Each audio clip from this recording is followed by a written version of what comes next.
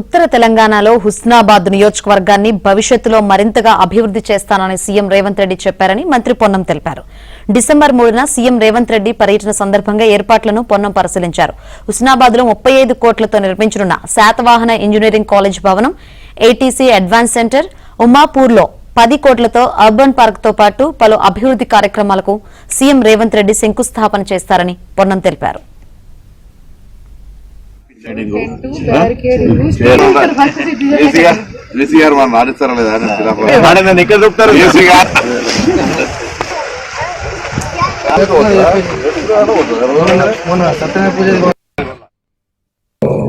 మూడో తేదీ నాడు గౌరవ ముఖ్యమంత్రి గారి చేతుల మీదుగా సంబంధిత శాఖ మంత్రుల చేతుల మీదుగా ముఖ్యంగా మన ప్రాంతానికి ఒక ఐకానిక్ ఎడ్యుకేషన్ ఇన్స్టిట్యూట్, ఒక ఉన్నతమైన విద్యా సంస్థ శాతవాహన ఇంజనీరింగ్ కాలేజ్.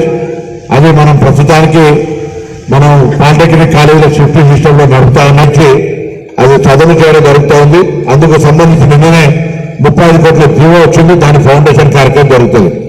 అదేవిధంగా అప్రెంటిస్ ఆఫ్ పాలిటెక్నిక్స్ ఐటీఎస్ కింద ఏటీసీ శాంక్షన్ అయింది.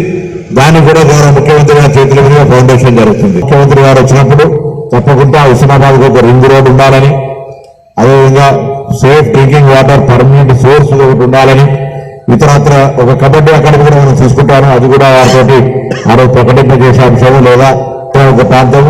అదేవిధంగా అన్నిటికంటే ముఖ్యమైన గౌరవల్లి రిజర్వాయర్ సంబంధించిన కాలువల తవ్వకానికి సంబంధించి ల్యాండ్ సేకరణకు సంబంధించినటువంటి నిధులు కూడా 100% ముఖ్యమంత్రి గారు కేటాయిస్తా ఉన్నారు. కాబట్టి అది కూడా ప్రక్రియ వేగవంతం జరుగుతుంది.